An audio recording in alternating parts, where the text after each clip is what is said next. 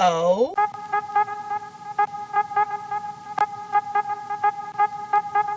Hey you guys, welcome back to my channel. If you are new here, my name is Chastity.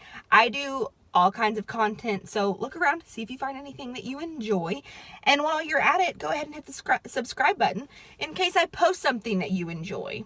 I do lots of things. So a lot of you guys are used to the inside of my car, but I'm typically going somewhere. But today, we are stationary, and in fact, I'm in the passenger seat of my car, which feels very weird. Not sure if I like it. But that's not what we're talking about right now. So the reason I'm in my car is I was at another shoot for the church that I'm currently going to, and I was helping them with a video project for the upcoming weeks. And I got home, and one of my roommates was asleep on the couch. And her husband both are middle school teachers right now in COVID, and in my personal opinion, are killing the game. And they are giving all of themselves to absolutely every part of their life. And I admire them so much for it.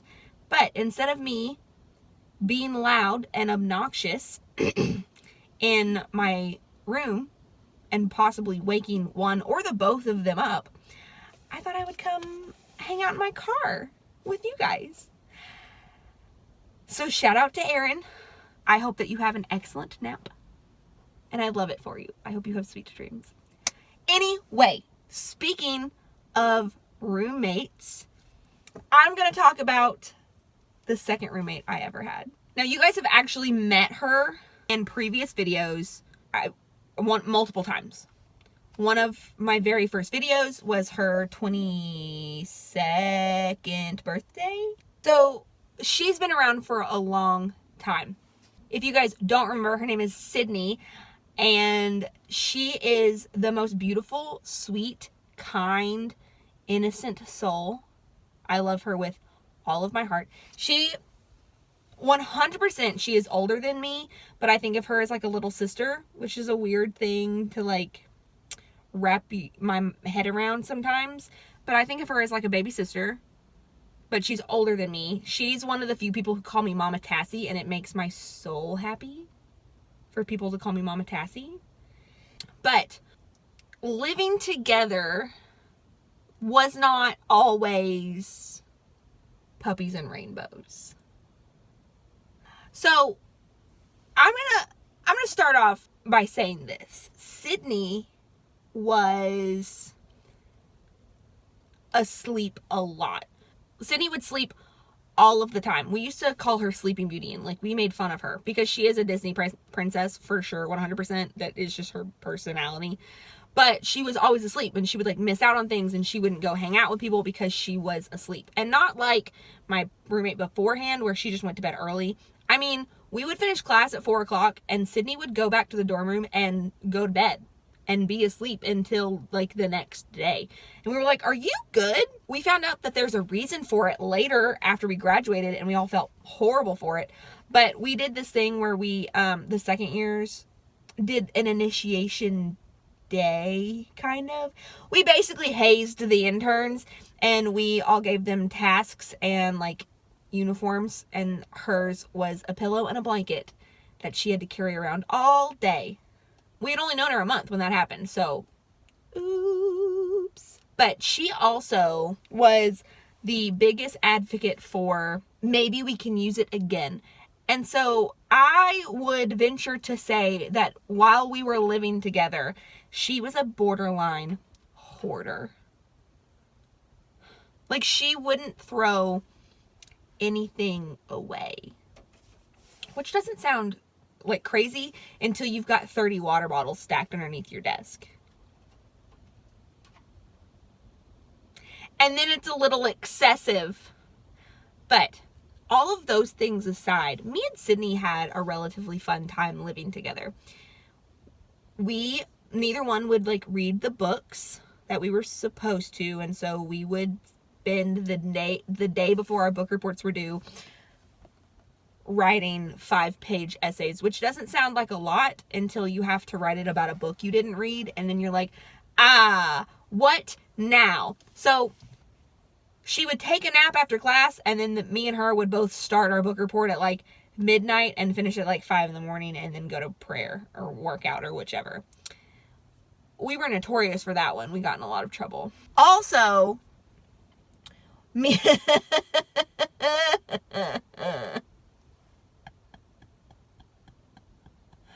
and Sydney both are heavy sleepers, and so we would both sleep through all of our alarms. And so me and Sydney wouldn't make it to morning prayer, or we would be late on a regular basis. Whereas the year before, my roommate woke me up every morning.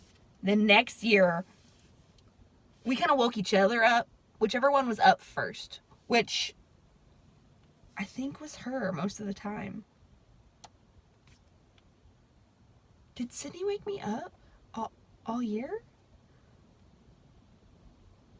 But I mean, yeah, me and Sydney loved living together. We didn't have like a bad time. I don't know that there was an instance where I was like, I hate you. But all of that being said, we did not start off great. So, me and Sydney were assigned roommates, and we started talking about, I'll bring this and you bring this, and this is how we want our room to look. And we were a lot better about it, about like, this is how we want the space to be. And then the day we moved in, so the day before, I went to church and I saw all my friends, and I met all the new interns, and I met Sydney. We had known each other. She was actually my camper at High Point. So I got to like hug her and tell her how excited I was to live with her, but we weren't friends yet. Like, we didn't know each other. And so I was like, hey, I'm going to be at the dorms 9 a.m. to unpack and set up our room. And if you want to say, you should be there at 9 too, because we never decided on a floor plan. And she was like, okay, I'll get there when I can. And I said, cool. I got there at 9, and I waited for a while, and I couldn't get her on the phone, and I couldn't get like her to text me back. So what did I do? I unpacked, and I set up the floor plan the way that I wanted it. So I put my bed here, and then I put my desk here, and the mini fridge under the window, which left all of this space for Sydney. Except for when Sydney got there, she got there at like noon, and I was done unpacking. I had finished everything, and I was like, well, if she doesn't like it, she doesn't like it. And then she got there, and she was like, I don't want to sleep next to the door. And she had brought like a rather large coffee table that wasn't gonna fit in our space. And I was like, sucks to suck, you weren't here at 9. I was being the jerk. Let's be 100% honest. I was being the jerk in this situation. I'm aware. But she had also been indecisive up until this point and did not give me a real answer. So, we kind of hooked up an argument over how we were going to set the room up. And so I said, you know what? Fine. And I was like, I have to live with you for 9 months, so there's no point in like both of us hating each other day one. And so I kind of threw a fit about having to move all of my things. And I was telling my parents how frustrated I was, and I was just like almost in tears because I was so mad because I had to unpack my closet and then move the armoire and then move my desk, and everything was already unpacked, and I basically had to put everything back in a box and undo most of the work that I had done that day to move it so she could move in. Again, I'm aware that I was the jerk. I want to be 100%. I am aware that I was being the butthole of the situation. But Sydney overheard me throwing a temper tantrum, for lack of a better word for it. And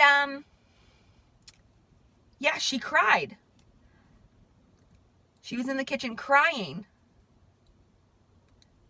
I don't even remember what I said, but I made my roommate cry the day we moved in.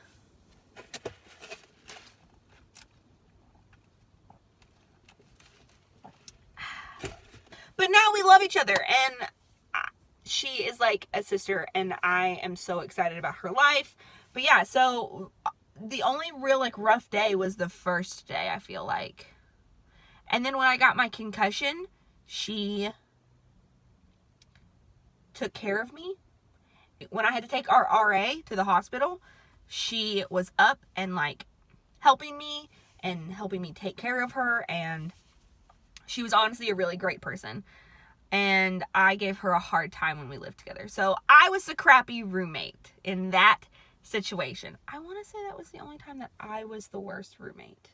I think that it was. But so yeah, I made my roommate cry the day that we met. Super fun. Anyway, I know that one was kind of short and honestly a little bit boring. I'm so sorry about it. But if you guys want to hear more about my roommate experiences, I lived in a house called The Fortress. And let me tell you, we have got some stories from The Fortress. But I love you guys, and I will see you in the next one. Bye.